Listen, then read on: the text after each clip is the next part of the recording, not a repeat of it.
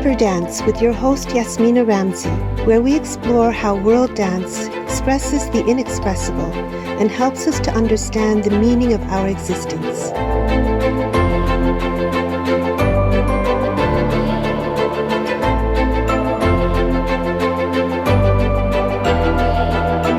Vivine Scarlett is a visionary who connects artists for the greater good.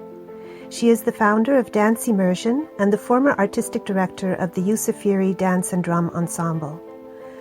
Vivine's passion has served Canadian artists of African descent with opportunities that have laid a foundation for continued growth and representation. She is the recipient of many awards, including the Planet Africa Heritage Award, the Chalmers Arts Fellowship Award, the Dora Maver Moore Award, and the K.M. Hunter Dance Artist Award. Vivine is full of wisdom and a continued source of inspiration for myself and many others.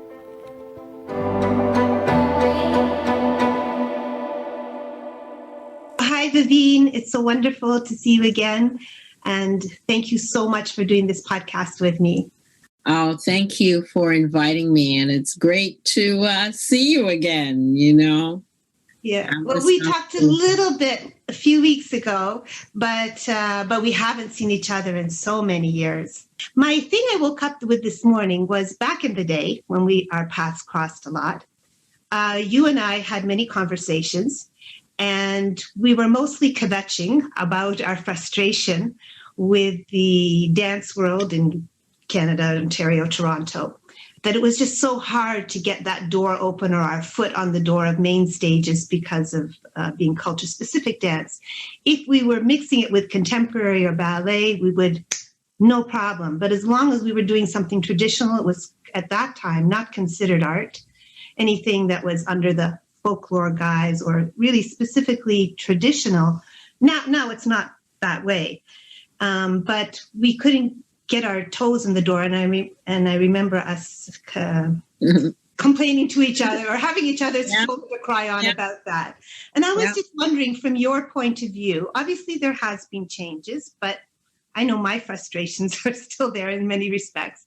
And so I was wondering, do you feel like things are better now, or maybe they have changed, but are they really better? They have changed. Of course they've changed. Everything has to change. When you start to make a lot of noise, they sort of feed you things so it looks like they're changed. But what it really is, it's not considered the art of dance. It is considered this dance over here and that dance over here, and let's have the multicultural dance, and so people start to believe that about themselves. They start to talk about their own dances as like a traditional dance. Everybody's dance is traditional. So who has made it that these dances have become the ones to be sort of the one on the pedestal, and everything else is traditional? And we have fed into that belief that we are other than, dance and expression of movement, of life, of political things, of things we say to each other, things that we celebrate, things that how we love, things of how we war through movement is an expression of what it is. But we have fed into the belief that somebody has said it is this and this is what we must do. And we struggle with that so much about, what we want to create and say and evolve in, and have someone come in and help us to do it from where we stand, as opposed to where they think we should stand within what they think is their domain. We belong here because we are here. There are many expressions, and it's so coming to the forefront now with everything that life has brought us. It has not just hit one person. It has hit everybody, not just in one city, one region. It has hit worldwide. So what does that not make us stop and think about who we are and what it is that's going on with us as human beings? Sorry, I go off. No, believe me, every word you said, it was like drinking wine. I was getting drunk on it. It's so beautiful. I'm like, oh, thank you. No, that was, oh, I so needed to hear that. And it's interesting because I guess, like you said, the world is coming awake. And also, I have, for the first time, started to reply to the same people who've been telling me the same things for years. You know, Yasmina, if you did it a little like this, if you did, then you'd have a lot bigger audience and a lot more people would understand and appreciate you. And I finally turned, I usually just take it in and just like, yeah, you know. But this time, I took it in. I said right back, no, actually, I've been doing this for 45 years this way on purpose. Yeah. I knew there was an option all along. I would have done it a long time ago, done on purpose, and this is the reason why. So of the three topics that I like, that I'm interested in, I want this podcast to be about, one is community outreach, one is socio-political change, and the other is spiritual connection with the dance, or using the dance as a spiritual medium, you know? And for me, as I see you, you embody all three. But I think it would be really nice. I would really love to talk to you more about the spiritual aspect, because I think you're fascinating in this regard. And hopefully you want to talk about that too. What role has spirituality played in your dance, your art form, and even your career? And again, same like the question before, has that changed now? Does it have a different approach? A different approach? I think spirituality for me, defining that for me is really just knowing that I am part of a bigger picture, and that, yes, I am in this physical sense as a human being, but really deep down, you know, what's this all about? I can't explain it just so that it works. But I know that I have been led and that I have been driven by something that is more than me. No matter what my parents said, no matter what my friends said, no matter what my children said, I have been driven like a crazy person, you know? And when I do get frustrated and sad and you know, things happen and you think, why? You know, when you cry and you carry on and you're down in the dumps, you know, something happens to say and make you know that, yes, okay, this is what it's all about, right? And this is why you keep going in the way you're going. Spiritual. And then from that, you know, just growing that and being connected to different things and different people, and the search for my ancestry and the practices of prayer and different kinds of prayer, not only within my own culture, but prayer from the practices that people do throughout the world, which is related to prayer, because it just is more than us in a physical sense.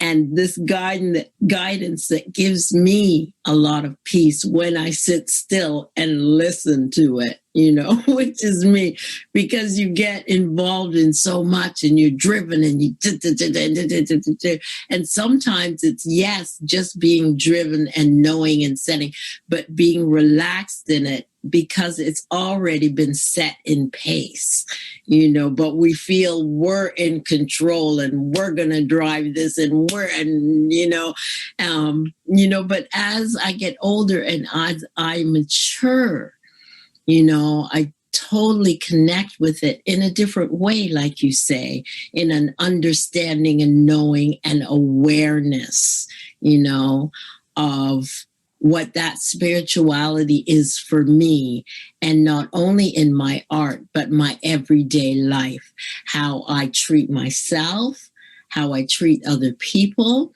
you know, and how I just look at the world. Because really, sometimes I sit and I go, well, like, really, what is this all about? Like, I drive myself crazy. I'm driving down the highway and there's a car that goes by that has 3 people in it. And each person has their life in that car. And that person is related and has friends. And like and that's just one little section, tiny little section of the world. So, but then that just gets beyond and gets crazy. So I come back to reality and know, that dance has been the thing for me. I've always wanted to dance. I've always wanted to move. Where has that come from? And it's not only the art of dance that has taught me. It has taught me so much. That has been my journey and the school for me to learn my life path and what I bring to it, what I share, what I learn. I've been able to travel to places that I've never thought I've been able to go through dance. I'm not driving a Mercedes or live in a wonderful palace and stuff like that. But my soul and my purpose, is being fulfilled. The lessons, no matter good or bad, as I mature, I come to terms with them. That's what it is, Everything is a lesson and how you move along in that lesson and how you move along with other people. I can go on. Well, I could listen to you for days too. When you are saying about driving along the highway and seeing another car with 3 people, and each of those 3 people are connected to each other in the car, but they're also connected to a whole other world and other people and other cars. It made me think of all your work you've done as I think of you like as the great connector, with Dance Immersion, with every project you've done. As far as I can see, I never think of you as that dancer who's trying to establish herself as a dancer. You're always outreaching to the community through education, through involving people, bringing people together to work together, things like that. Did I draw a correct correlation there of your spirituality as being reflected in the work that you do? Very much so. Very, very much so. It's for me, it's all about connection, because everything is connected. I remember many, many, many, many years. I think this was even before Dance Immersion, or maybe at the very beginning where Dance Immersion might have been a thought. There was I can't even remember what kind of seminar or something, but it took place at Metro Hall, and there were dance people there. And I remember being partnered up with Danny Grossman. And one of the questions is, like, one word, how do you describe yourself in the community? And the word that came out was connection or connector. I think that's always been a part of who I am, because everything is connected for me anyway. So that's kind of like the theme of your spirituality. But when you are actually dancing and moving through your body and expressing yourself through your body, do you feel like that's a form of prayer? Yes, definitely. There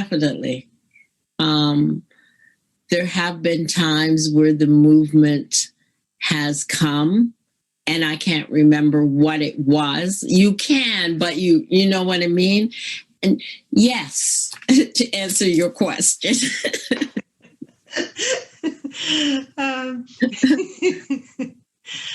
I mean, this is the way I've always felt about, and I've also always thought that the one who is performing and the one who is viewing, observing, they are both receiving kind of a blessing, you know,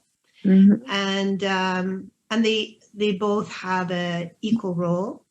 And anyways, that's that kind of what you feel? Yeah, very much so.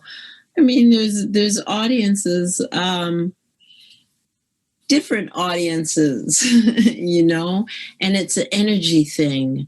You can be there with an audience that is just very appreciative and polite, and but you can be in an audience, you can be in a performance where the audience is so connected and they're right with you doing and you feed each other. So it's great, but it's all about energy as well. Do you think that you got attracted to it? I read this morning about how when you were younger and you wanted to take dance in university and your parents were like, no, it's not going to happen. Even though your family was very musical and artistic anyways, but like, I guess they wanted the same problem with me as well. They want you to have like a normal job. But so did you feel that urgency or that drive that you're going to become a dancer at all odds? Do you think right from the beginning it was always about using dance as a connecting vehicle as opposed to you being on a stage and receiving the spotlight kind of thing? I think really at the very beginning, especially formal training, because I wanted to be on Broadway as well. I wanted to sing and dance and act and do all of those things. But that was a part of exploring. But life sets in, and you have children and stuff like that. So Broadway was, for me, was not working. What could I do? Because I take whatever I do very seriously. So my children, they're a part of me. So what am I trying to say? I'm trying to say that, you have to make choices, but the dance was always there through the different stages. Did I answer the question? I think so, but it probably was a hard question to answer. When you go to do something like dance immersion and you want to create it, the urge, the impetus to want to create such a program comes out of frustration of dealing with the sort of the status quo of what people consider dance, and you needed to break that ceiling, or perhaps even more so, no one was giving you room, so you made your space. And is that, when you think about it in ratio, how much of that was as a reaction to the situation in which you were, that you needed to break out of, and how much was just you being you, wanting to connect living souls sort of thing, I think it was me wanting to, I guess, connect living souls, as you said, but my living souls in terms of my people, in terms of looking at, what it is we had to go up against. The thing really was we're dancing, we're doing what we're doing. So in order to carry on doing what I'm doing, I can either conform and become one of them and listen to someone tell me what it is I should look like and how I should whatever, or I can create a space for us to do what it is that we want to do. Trying to answer your question is just so many, but it really was about the doing. I wanted to dance. I wanted to evolve what we were doing. I wanted to share the dances that I have seen and exposed to, not only within my community here in Canada, but in different parts of the world where I've connected to dance and dancers. What that you don't see here, that you don't get fed by, that you don't share with. And the people, Yasmina, like you said, we used to connect a lot because those people who felt disenfranchised became a community with each other. We had each other to, bitch and complain to. We had each other to, have our own little dance parties, a little series that, you presented work. We did for us what we had to do because it was dance, right? And all this thing about equity seeking people, what we are doing is being human beings and dancing. You have made us, again, titling us as equity seeking. Equity seeking to what? Who am I supposed to be equal to? And you're telling me, oh, sorry, I'm going off. But these these are things that drive me crazy, and usually, I do what I do and I go along and and it's like when, they ask you to sit on panels and and, I'm just tired and I feel intimidated and I feel like, you're the spokesperson for the whole Black population of wherever it is you are. And, and the things, if I say something like that, then it's like, well, it's kind of like a shock and it doesn't go anything. Well, we've talked about that and this is what we've decided on. So it's just like, you know what? Okay. So, okay. What do you think is, one of the things I always get frustrated when I'm filling out the grants and they say, what is your dance form? Let alone the whole ethnic thing. But what is your dance form? And I have to categorize myself, Middle Eastern dance or whatever. And I hate that question every time because I'm like, why can't I just be dance? Yes, but then I understand we need to also understand the roots and the culture and the lineages and the history is the context is important. But at the same time, I don't know. How do you feel about that? Like, yeah, it's tricky. I see two sides of the coin, but I just hate being asked that question. And at the same time, but perhaps I hate being asked the question because my dance form has always been, well, that's not really dance, And so that's why I don't want to answer the question. Perhaps if it had been included equally as along with contemporary and ballet, maybe I wouldn't be so reluctant to answer the question. I don't know. Well, you don't have to answer the question of, what category do you fit in? Are you this? Are you that? Are you Black? Are you African? Are you, there's a whole categorization of who we are and what we do in order to come up with statistics and proof supposedly of whatever, blah, blah, blah.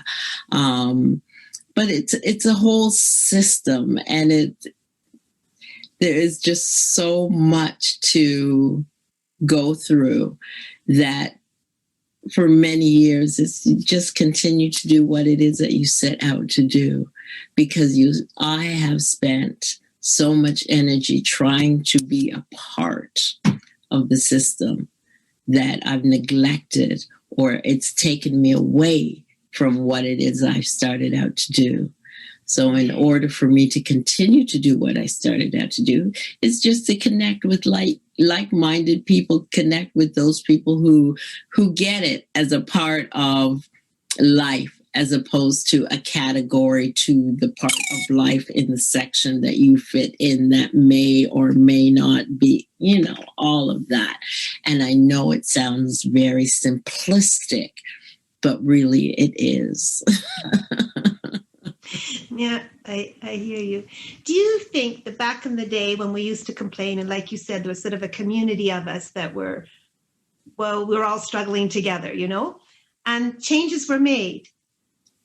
But I feel nowadays that we don't have that community. Like I don't want to list off names or anything like that, but all of us that did speak together and spoke to, I don't feel we're talking to each other again. And maybe that's because we think that things were fixed or things were changed. And maybe there's a new conversation we should be having.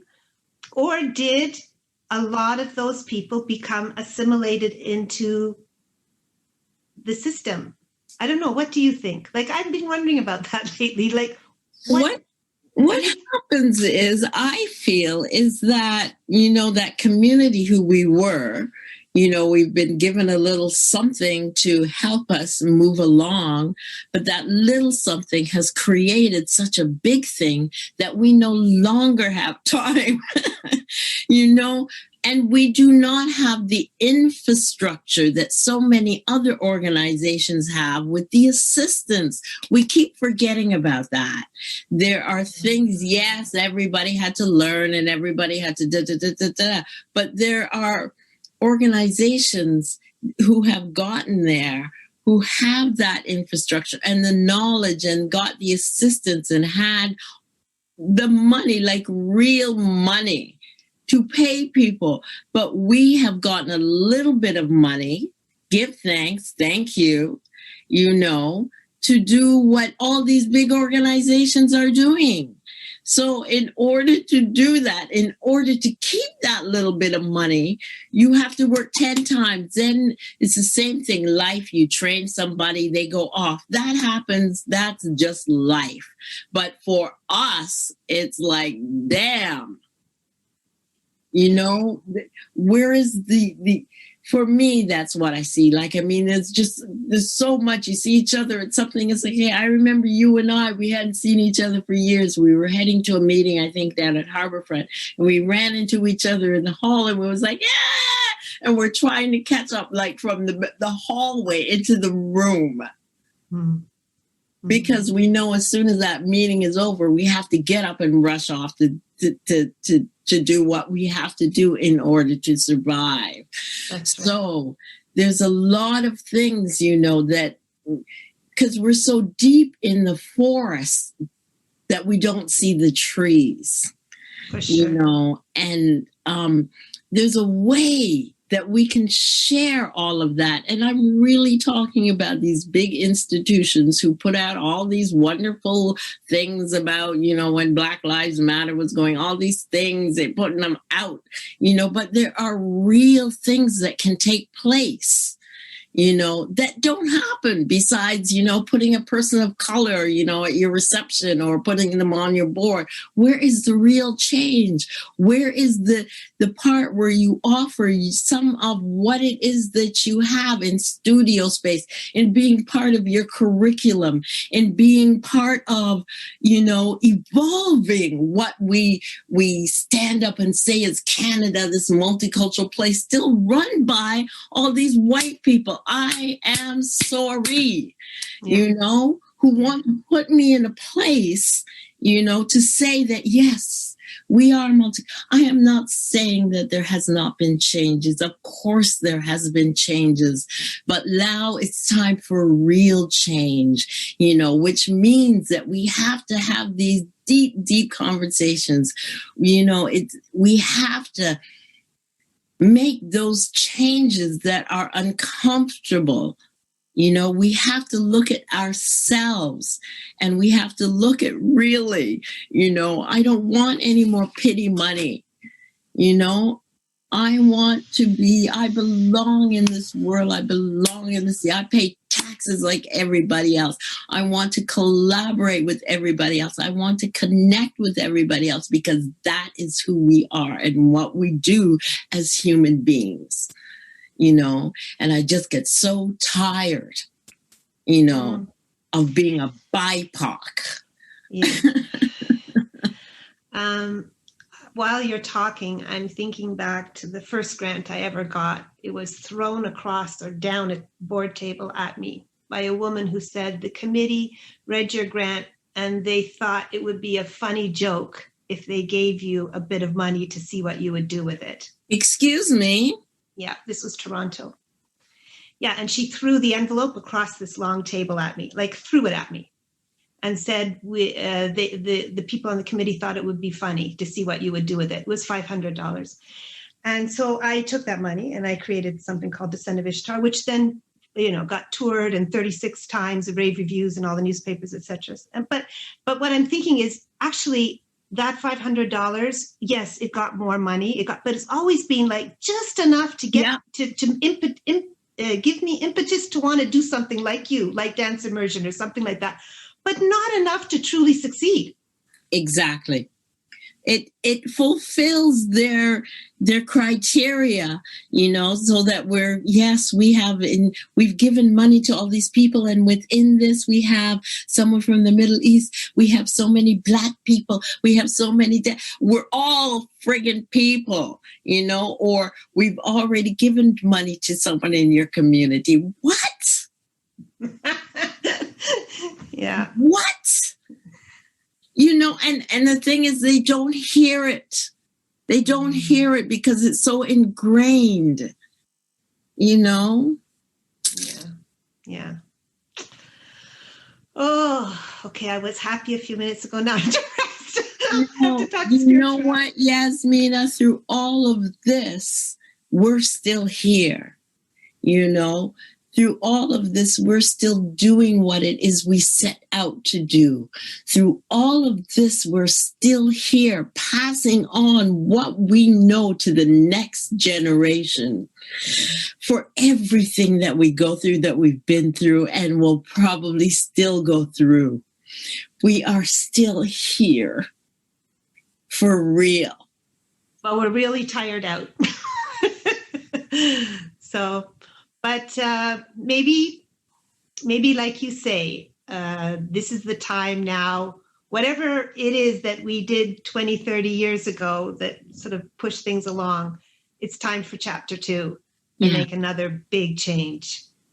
And actually, I was speaking to somebody else who's also, comes from a background of culture-specific dance about this very idea that perhaps another organization needs to be made. But anyway, maybe we can have that talk another day. But okay, before I lose you, I'm sure I have more spiritual questions to ask. And I guess, this word spirituality is such a huge word. It can mean so many different things to so many different people. But I know when I say that it's a spiritual act, when you perform the dance, and the one who is acting is both a consciousness level raising thing, that's spiritual.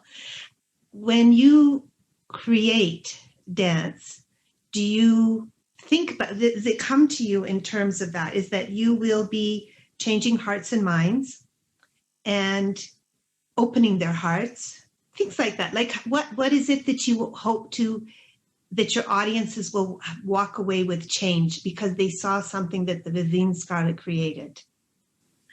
I think that the change begins with me, because that's why I want to create that dance, or that because something has said, well, I want to say this. For instance, the work that I called She or Her.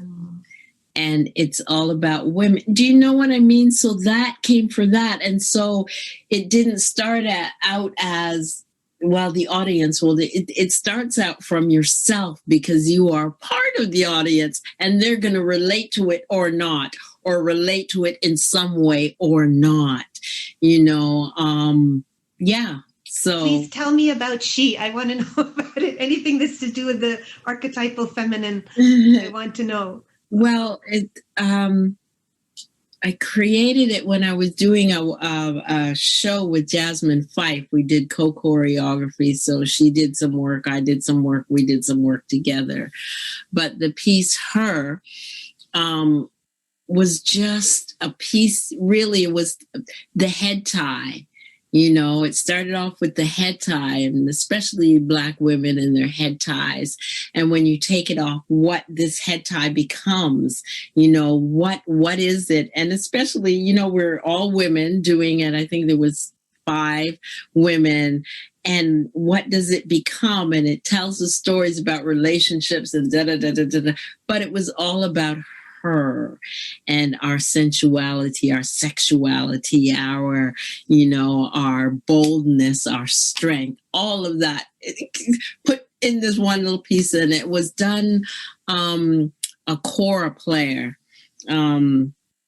the music was choral music, and guitar, I believe. So it was just a piece of music actually that I heard, which brought that whole thing on. So that was that piece.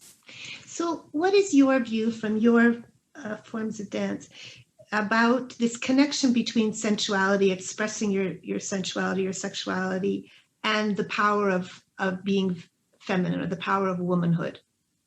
Because that's obviously predominant in my dance form, and it's always a conversation, or there's a connection there. There seems to be that when women have sexual freedom or are allowed to express themselves in a sensual way, it also empowers them as women, and vice versa. There seems to be this connection there. And do you find that, obviously, and why? Why do you think that is? I just think culturally, in certain parts of the world, when you see a naked woman or you see women's breasts, it ain't a big deal. It ain't, so the expression seen differently by different people become different things. And that goes for many, many, many different things. I know I'm not answering the question. No, you are. I understand what you're saying.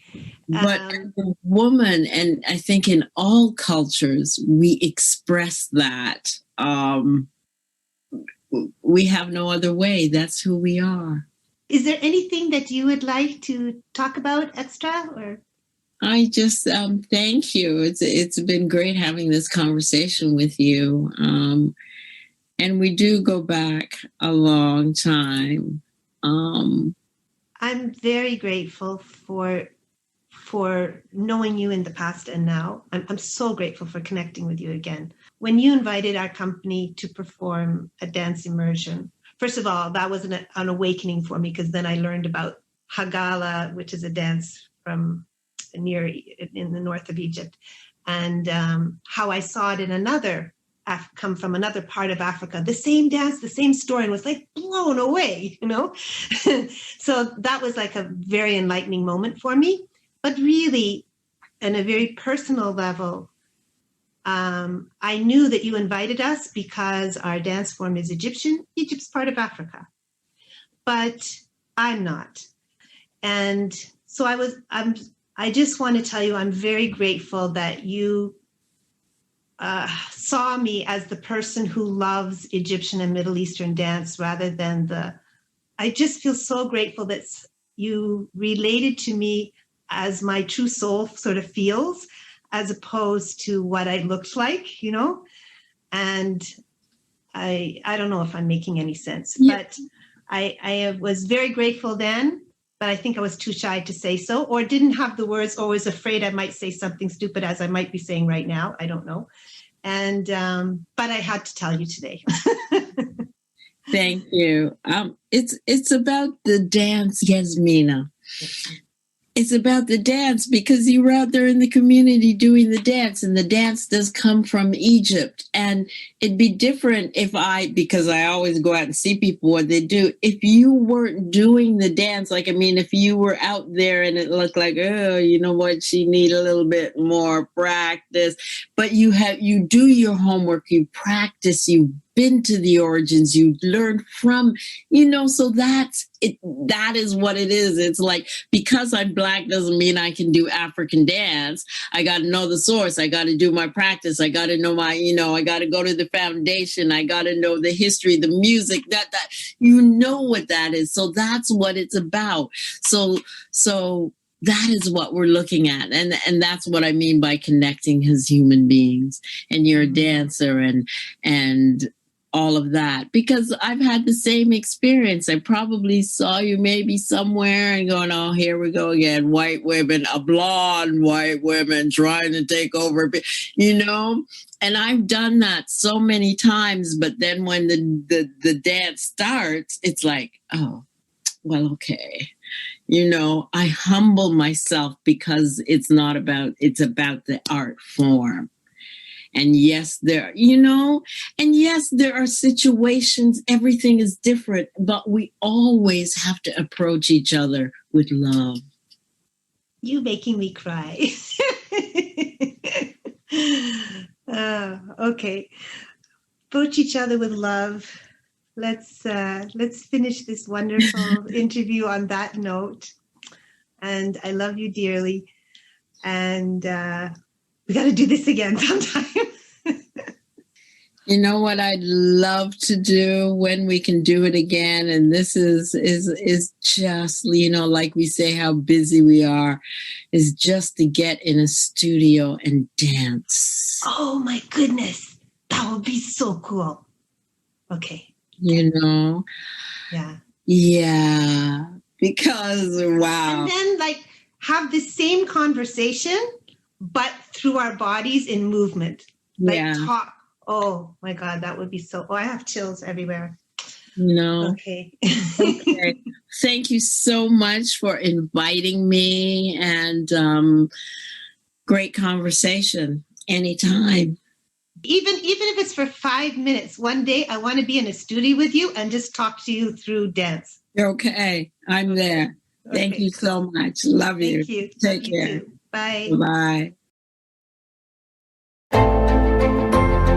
Thank you for joining me, your host Yasmina Ramsey, for this week's episode of Deeper Dance. If you would like more information, please check out my website at yasminaramseyarts.com. I hope you join me next week with more fascinating guests and more ideas to ponder inspired by dance.